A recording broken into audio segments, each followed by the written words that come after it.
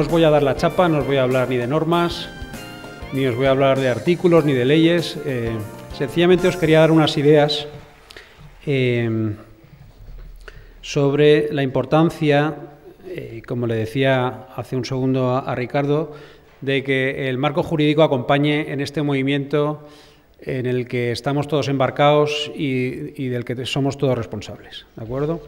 Desgraciadamente la ley es algo que está en nuestras vidas, es decir, toda la actividad humana o casi toda la actividad humana está regulada, desde el ocio hasta nuestro trabajo y, por supuesto, el mundo de la movilidad no va a escapar a esta realidad. Por lo tanto, es importante que tengamos en cuenta cuáles son los retos a los que hacemos frente desde el punto de vista legal, cuando nuestro objetivo es precisamente llegar a una movilidad que sea sostenible en el tiempo. Por lo tanto, yo os quería hablar de retos, para que tengamos los ojos abiertos a esa realidad jurídica y sepamos todos a qué nos vamos a enfrentar en el futuro. La primera idea que os quería trasladar es la de la complejidad de la regulación que viene al mundo de la movilidad. ¿Por qué?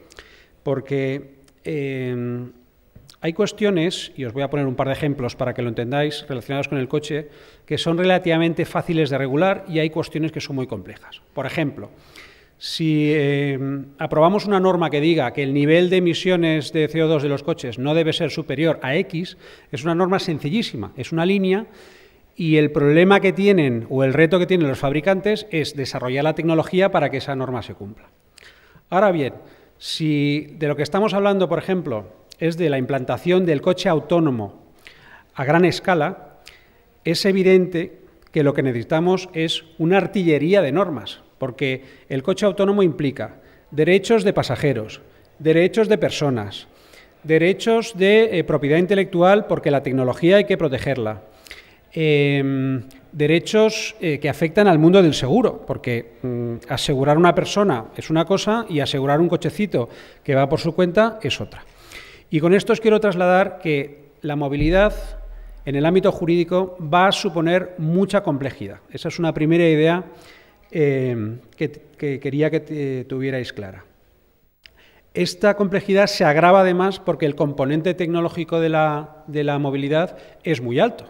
No estamos hablando del mundo de la agricultura, donde todo es más abarcable, estamos hablando de nuevas tecnologías, estamos hablando de derechos de propiedad intelectual, estamos hablando de licencias y, en definitiva, a la ya complejidad derivada de que es un campo con muchas áreas de especialización, se le añade el componente tecnológico que va todavía a complicar este mundo ya hiperregulado en el que nos movemos. ¿De acuerdo?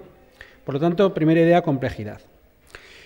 La segunda idea es que nos vamos a tener que acostumbrar a periodos transitorios. Acordaros que cuando dejamos de fumar, primero era en hospitales, después fue en aviones, no recuerdo el orden, pero vamos, debió ser algo así. Después en lugares de trabajo, en sitios públicos, y ahora ya nos iremos acercando a prohibiciones como, por ejemplo, ya hay muchos sitios de fumar en espacios públicos abiertos como en parques. Por lo tanto, esa transitoriedad que parece muy evidente en algo como el fumar, que es que se nos va cerrando el coto, en el ámbito de la movilidad no es tan evidente. Y volvamos al ejemplo del coche autónomo. Por ejemplo, ¿cómo se va a regular esto? Pues primero estamos ya con una regulación sobre el aparcamiento autónomo, ¿de acuerdo? Ya está emitida, ya está en vigor, ya los coches pueden aparcar de forma autónoma y de hecho hay montones de modelos que aparcan solitos. Luego vamos a ir a unas regulaciones transitorias que ya hoy permiten hoy en día la circulación del vehículo autónomo en tramos de autopista, unos tramos acotados y limitados donde se están haciendo pruebas y eso exige una regulación que se ha aprobado y está en vigor. Y finalmente llegaremos algún día en el que la circulación del coche autónomo estará perfectamente permitida, pero insisto, por tramos. Primero imaginamos un entorno urbano donde haya mucha cobertura para dispositivos, donde haya mucha señalización, donde las carreteras inteligentes o un sistema de vías inteligentes esté implantado. y el mundo rural pues llegará, pero en un primer tramo pues no lo anticipamos, un todoterreno por una pista forestal sin ayudas y con poca cobertura, pues conduciendo solo. Y, por lo tanto, la segunda idea que os quería trasladar es que esto va a pasar por fases. El derecho va a llegar, lo vamos a ir regulando, pero de forma transitoria, como tantas cosas en la vida. Y tendremos que adaptarnos a esos periodos de transitoriedad. Será difícil pasar de uno al otro. El ciudadano tendrá que acostumbrarse a pensar que si ahora puede aparcar, tendrá unos tramos para circular con su coche autónomo, tendrá unas áreas en las que no podrá, y eso va a generar conflictos, porque no es fácil ser consciente de cómo la ley va evolucionando. La tercera idea que os quería trasladar es una que ya vivimos todos los días y que es la del conflicto. La movilidad ya está generando conflictos, las nuevas formas de movernos por las ciudades, de transitar de un sitio para otro, ya está generando conflictos. No hace falta que os hable de los conflictos entre el mundo del taxi, las VTCs, el car sharing, los autobuses, y eso va a llegar también al transporte de mercancías.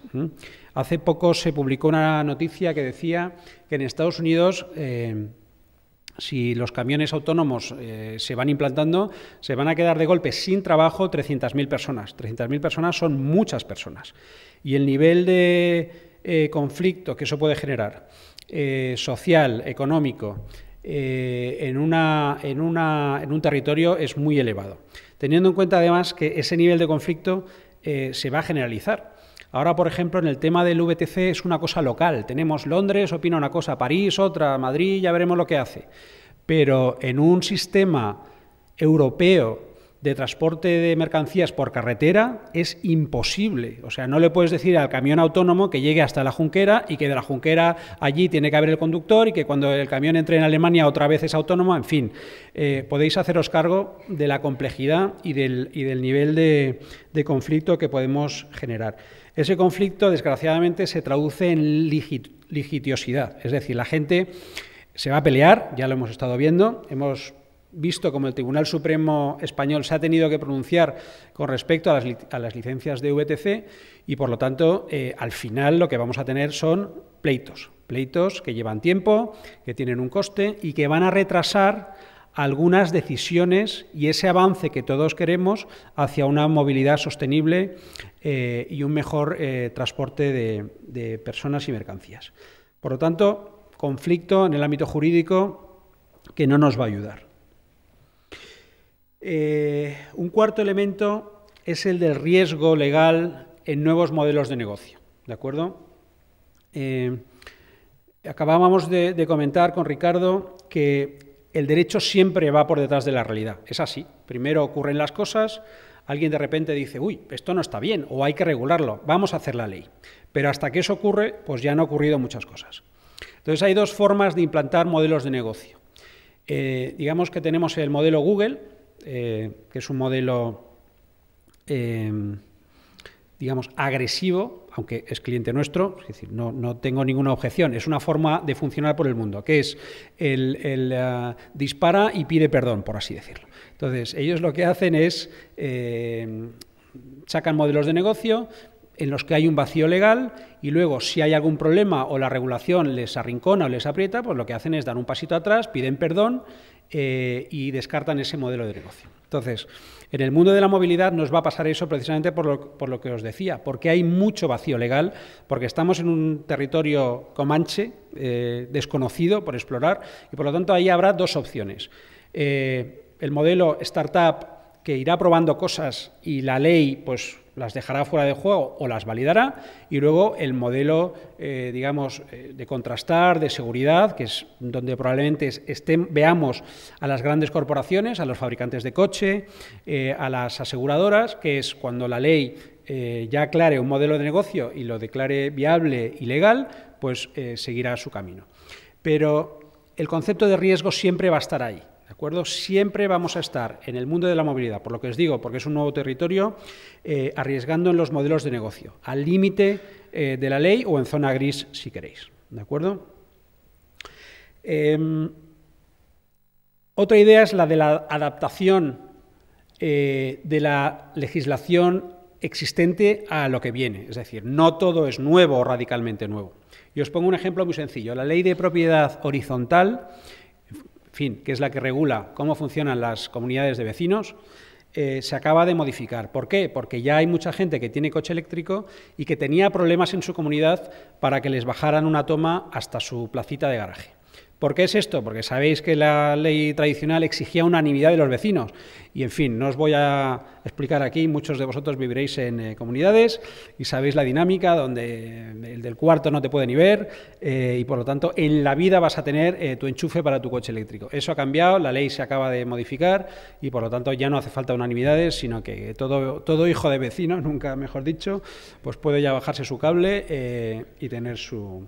Por lo tanto, otro concepto es, como os decía, adaptación de lo ya existente a la nueva realidad. Y eso es bueno, eso va rápido. Para eso no hace falta ni grandes comités, ni grandes gurús, ni hay temas éticos de por medio. Otra idea es la de cómo van a jugar los incentivos en el mundo de la movilidad. La movilidad necesita que se la ayude.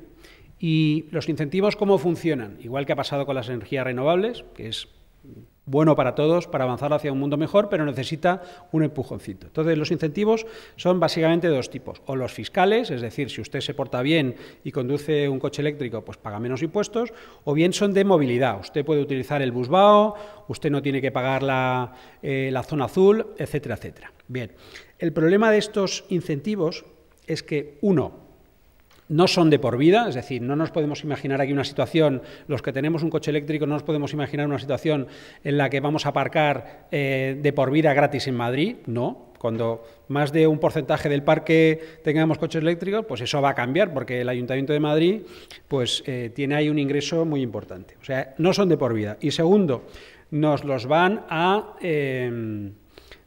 poner en duda. La Unión Europea es especialista en ver que las ayudas sean homogéneas en todo el territorio de la Unión, porque si no, evidentemente, estás favoreciendo a unos ciudadanos frente a otros. No tiene sentido que aquí en España tengamos ayudas durante mucho tiempo cuando, por ejemplo, en Bruselas las quiten dentro de un año y medio. Creo que han hablado de año y medio porque ellos entienden que el coche eléctrico es una cosa natural, no necesita ayudas, el ciudadano tiene que entender que eso es bueno para todos. Entonces, hay distintas velocidades y lo que os quiero decir es que, desde el punto de vista jurídico, ese mundo subvencionado pues tiene un tiempo limitado y luego tiene un riesgo, y es que llegue la Unión Europea y diga, mire, usted tiene que dejar de hacer esto, ¿de acuerdo? Entonces, desde el punto de vista legal, el mundo de la ayuda o del incentivo a la movilidad tiene esa área de riesgo. También hay un ámbito especialmente delicado, que es el derecho de los seguros. Hoy tenemos una sesión, o hemos tenido, sobre el aseguramiento en los nuevos esquemas de movilidad, pero es un reto. En fin, no os tengo que ocultar a ninguno la problemática que tiene contratar un seguro para un sistema de car sharing, de compartir coches, donde tienes un usuario 20 minutos, el siguiente está media hora y así sucesivamente. Es un reto. Entonces, las compañías aseguradoras están haciendo un buen trabajo, porque en un tiempo récord se han adaptado. Debo reconocer que han hecho un trabajo con la limitación de una ley muy estricta y en un mundo muy, perdón si hay alguien del ramo, pero muy casposo, muy lento, que es el mundo del seguro. En fin, la Dirección General de Seguros es un organismo que es muy proteccionista del asegurado, les cuesta mucho avanzar y ver nuevos modelos de negocio, y entonces las aseguradoras ahí yo creo que han hecho un buen papel, y es sacar pólizas dentro de la rigidez de la ley para poder permitir que los BlaBlaCars del mundo y los Car2Go del mundo pues puedan asegurar a sus ocupantes, ¿de acuerdo? Pero tenemos un reto, porque habrá nuevos modelos de negocio y el mundo del seguro sigue, pero con la lengua fuera, les cuesta. Precisamente por esa rigidez que os comentaba. Una ley muy proteccionista y un organismo hoy por hoy también poco ágil. Y lo último que os quería comentar es las derivadas éticas de los nuevos esquemas de movilidad o de las nuevas formas que se están planteando. ¿Por qué? Porque el curso normal de la generación de la ley es que primero se cree un debate en la calle, que es ético / político, y luego en función del sentir general o de lo que la gente desea, pues se plasman esos nuevos conceptos o esas nuevas marcos en una ley. Entonces, aquí surgen preguntas muy difíciles de contestar en este momento y que ya los abogados y los juristas pues ya le estamos dando vueltas a cómo las vamos a solucionar. Y os voy a poner unos ejemplos. Por ejemplo, ¿se nos va a prohibir conducir cuando el coche sea autónomo? ¿Plenamente autónomo? La respuesta probablemente sí. Es decir, si todos llegamos a la conclusión de que un coche autónomo con un sistema de supervisión añadido, es decir, la pregunta es, ¿ay, si se estropea el coche y yo no lo puedo conducir? Bueno, pues seguramente haya un plan B, y es que te lo puedan conducir en remoto. Entonces, la pregunta es, en un sistema en el que los coches autónomos son más fiables, cometen menos errores y matan a menos gente que los humanos, ¿se nos va a permitir conducir? El otro día mi chaval, que tiene 8 años, me decía, papá, ¿cuándo voy a tener el carnet? Digo, pues no lo sé, hijo, igual tienes carnet, pero yo no te aseguro que puedas conducir tal como van las cosas, ¿no? Y él lo entendió perfectamente, porque ya ha visto coches que aparcan solos, o sea, no son ajenos a esto, pero a nosotros, que llevamos unos cuantos años conduciendo, pues nos va a ser difícil. Y hay gente que se va a resistir a que no le dejen conducir, sobre todo esa gente que tiene apego a los coches caros y que gasta mucha gasolina, pero imaginaros un Ferrari autónomo, es que yo no lo veo, ¿sabes? La gente que le gusta gastar rueda y hacer ruido, pues yo no lo veo. Entonces ahí tenemos un problema ético, prohibición de conducir. Otro problema, ¿cómo conjugamos sostenibilidad con movilidad? En una gran ciudad donde la gente tiene que llegar a trabajar, ¿qué es más importante? ¿Que nos levantemos una hora antes o que el aire esté limpio? Tenemos un debate ya ahí. ¿Qué hacemos? Pues bien, eso va a tener una traducción en normas y al final va a configurar nuestro marco legal. Pero la discusión ya está en la calle. ¿Qué hacemos? En algunos países lo tienen muy claro y yo también lo tengo claro. La gente va en bicicleta al trabajo desde hace décadas y tardan más en llegar al trabajo. Pero lo tienen claro, quieren tener las calles limpias y una atmósfera limpia para sus familias. Pero aquí es un debate que vamos a tener. La privatización ferroviaria es planteable en un contexto europeo en el que somos muy proteccionistas de lo público, de temas de seguridad, de temas logísticos, o podemos avanzar como se hace en Estados Unidos, donde toda la red ferroviaria está privatizada y no pasa nada. Y no digo que una cosa sea mejor que la otra, lo que digo es que vamos a tener un conflicto cuando tomemos este tipo de decisiones. Y finalmente, y esta es la pregunta que a la gente le deja un poco en shock en el mundo del coche autónomo, que es la siguiente. ¿Compraría usted un coche que en un momento dado, tomando una decisión lógica, le mataría y le estrellaría contra un árbol? Muchas gracias.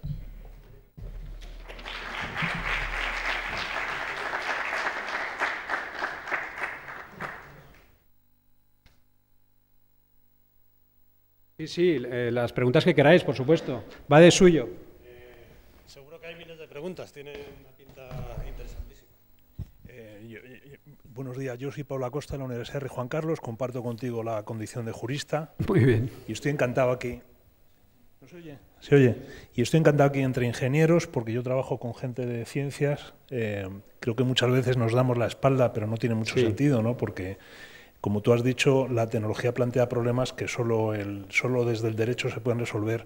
Y te quería preguntar sobre dos retos que a mi juicio plantea el coche eléctrico, que no he oído que mencionaras.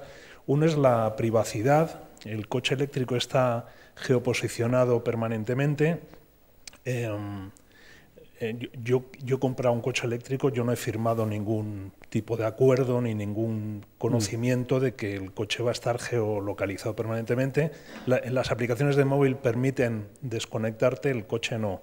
El coche también está conectado a un en castellano, lo que es un smart meter, a un un contador inteligente, sí. Que también envía a la compañía eléctrica los datos de mi consumo. El dato yo entiendo que es mío, pero va a la compañía y yo ni siquiera pasa por mi mano, ¿no?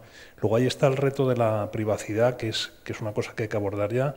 Y por otra parte quiero saber también qué opinas en cuanto a la seguridad. El coche eléctrico también la compañía, Renault en este caso, te actualiza el software a distancia y tiene por tanto la posibilidad de bloquearte, en cuestión de ciberseguridad, por un ataque de un hacker, que te puedan bloquear incluso el uso de los coches eléctricos, que ahora en Madrid, en España creo que son unos 8.000, pero que serán más. Y poder parar en marcha 8.000 coches pues puede ser un poco conflictivo, ¿no?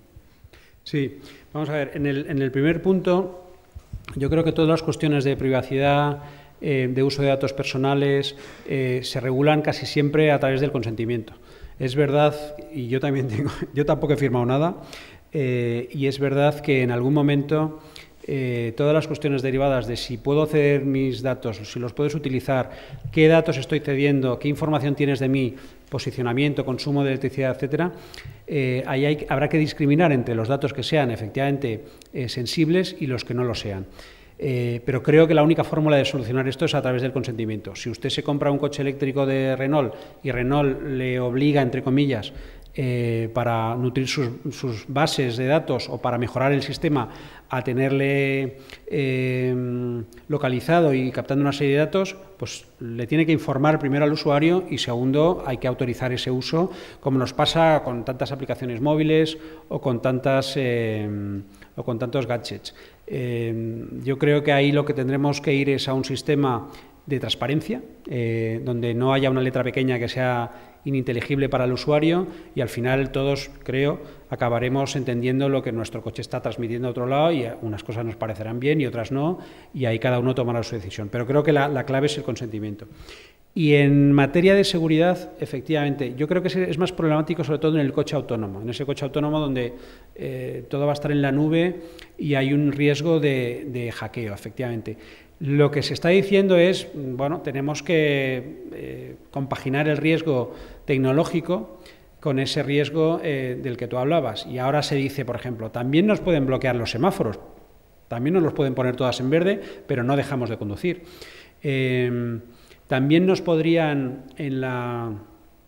cuando vamos a la revisión, ya sabéis que los coches de hoy no es como los de antes, levantas el capó, no, ahora te enchufan un cablecito de una centralita a tu chip y de ahí te hacen el diagnóstico. En puridad podrían introducirte un virus en ese chequeo a través del hostal, por lo cual el coche cuando llegara a 120 km por hora se apagara. Imaginaros todos los coches que llegaran a 120 km por hora en la autopista se pararan en seco.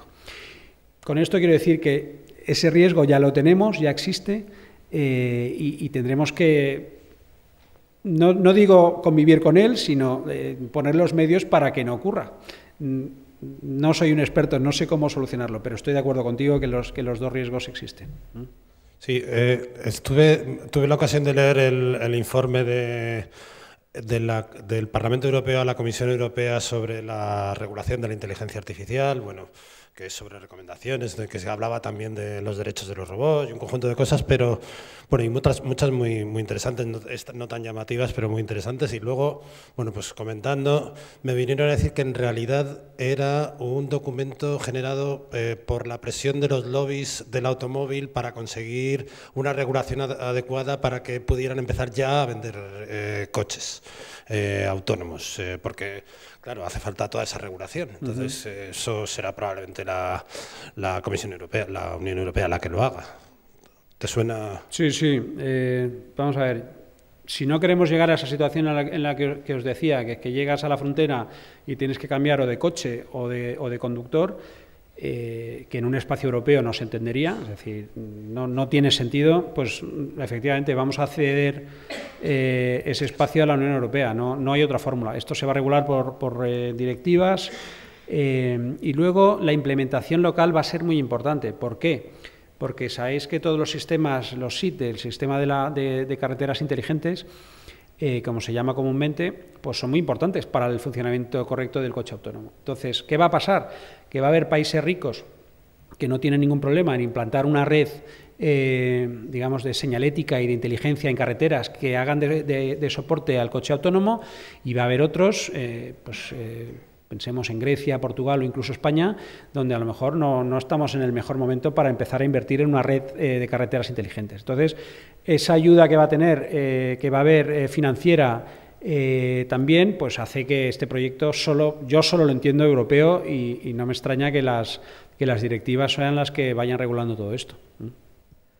Sí, te quería comentar si en este tema el seguro puede sobrevivir, o sea, si hay alguna forma de asegurar eso, puesto que la culpa puede ser del hardware, del software, de la red, un montón de gente ahí que no sabes a quién cobrarle. Entonces dices, si estoy pagando el seguro y nadie me va a solucionar esto, pues ¿para qué voy a seguir pagando? Sí, yo creo que va a seguir funcionando. ¿Por qué? Porque desde luego en el coche autónomo el principal responsable de la conducción va a ser el sistema que regule el funcionamiento del coche, pero el ser humano todavía va a tener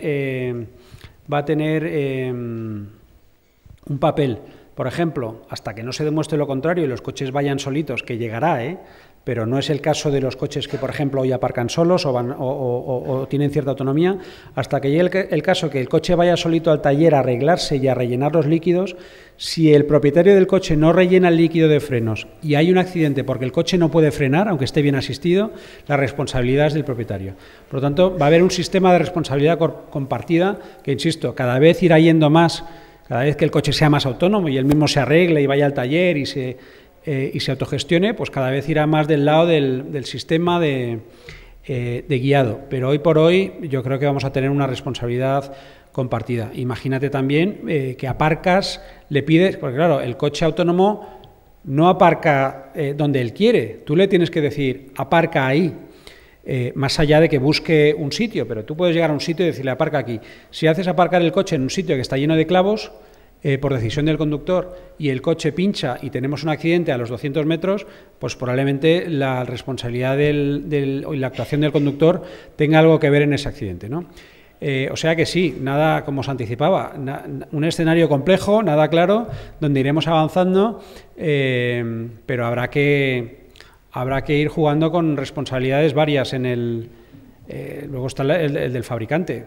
Si el coche tiene un accidente por un tema mecánico que viene de fábrica, pues ahí la responsabilidad no es ni del conductor ni del sistema de guiado, es del propio fabricante, ¿no? O sea que va a haber un entramado de responsabilidades que no va a ser nada fácil.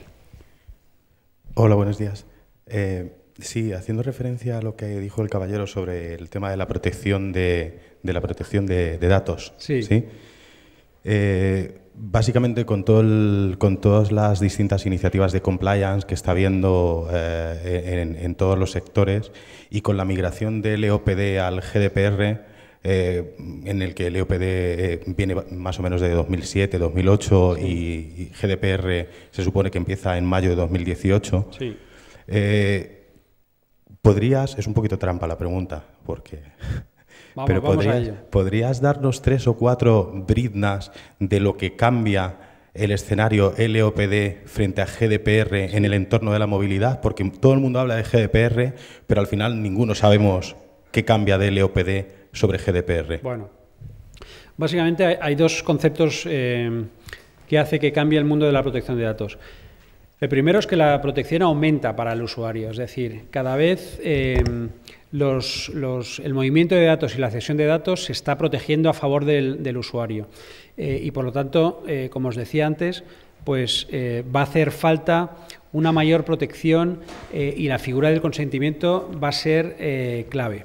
Entonces, esa es una primera idea, y es que hay más protección para el usuario en un entorno GDPR frente a la protección de datos tradicional.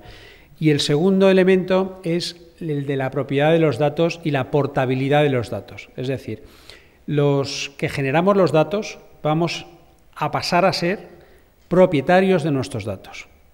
Y por lo tanto eso quiere decir que los podemos controlar, podemos decidir cuáles damos y cuáles no, y los podemos trasladar a otros operadores. El tema de la portabilidad, por ejemplo, está poniendo en bastantes apuros a las compañías de seguros. La portabilidad de los datos quiere decir que tú tus datos que tiene tu compañía aseguradora los pones en un pendrive y se los das a tu siguiente compañía aseguradora que te hace mejor precio. ¿Eso qué supone? Que le estás dando datos personales tuyos, ¿vale? Pero le estás dando datos de accidentes que hayas podido tener. En el caso del seguro médico le estás dando datos médicos. Le estás dando tu historia clínica a tu siguiente aseguradora, le estás dando incluso, y hay que ver ahí eso cómo juega con las leyes de competencia, pero le estás dando incluso el importe de las primas que has pagado, porque es un dato tuyo, cuánto has estado pagando año tras año, y por lo tanto el tema de la portabilidad y de la propiedad de los datos por el usuario va a ser un gran reto. En el ámbito de la movilidad a lo mejor no es tan relevante, porque al final lo que vas a trasladar son datos, yo creo que son ya consentidos al primer operario, pero hay otros que a lo mejor no quieres dar. Si, por ejemplo, tienes una conducción agresiva, quiero decir que no conduces con suavidad, sino que tienes consumos altos, y tú no quieres que tu próxima aseguradora sepa eso, pues ahí podemos tener un tema, ¿no? Pero básicamente, contestando tu pregunta, esos son los dos ámbitos. Mayor protección y propiedad de los datos y portabilidad. Capacidad de cogerlos y pasárselos al siguiente.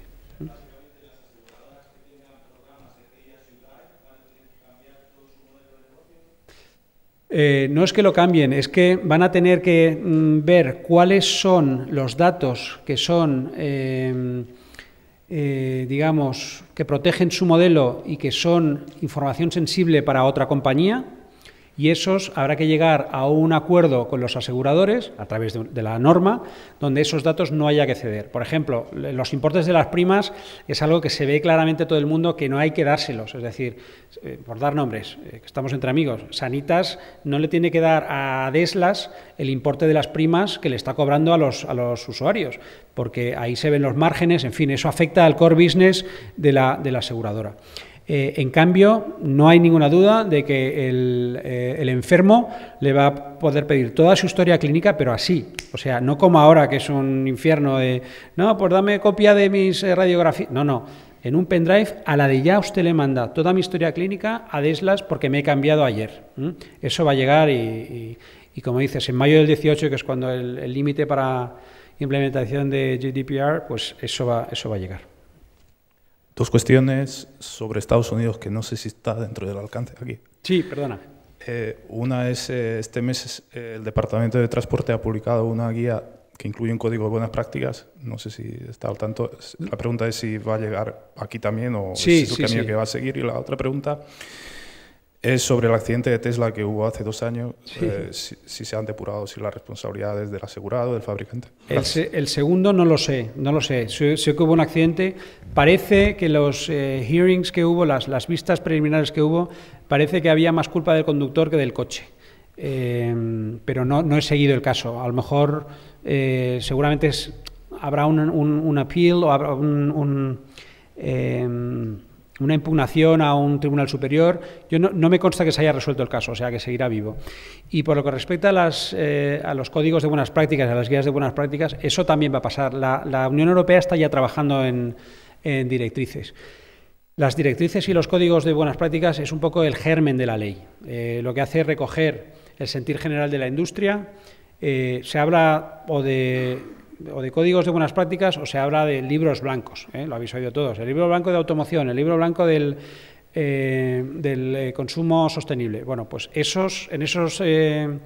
en ese tipo de trabajos ya están en marcha, ya está la Unión Europea haciendo borradores y es el germen de la ley. De ahí pasamos a una cosa mucho más técnica y más concreta, pero te ayudan porque es el borrador, por así decirlo, con el que funciona la industria y administraciones y los diferentes actores para ir viendo por dónde vamos.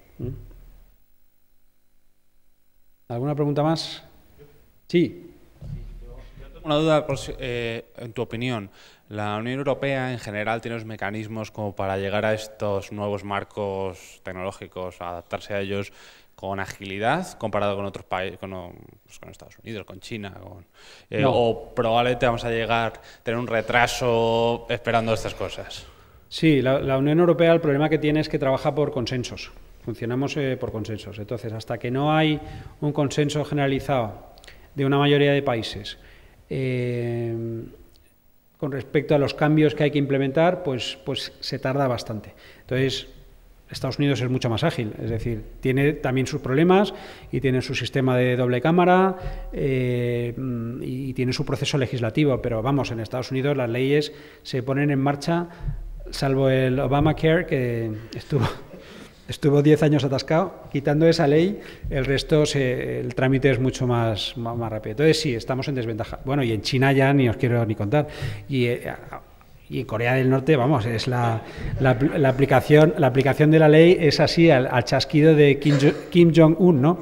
Pero sí, tenemos un problema de consensos y de llegar a acuerdos y de tramitación, porque somos muchos países, ¿no? ¿Alguna pregunta más? Bueno, pues muchas gracias a todos y encantado de estar aquí con vosotros.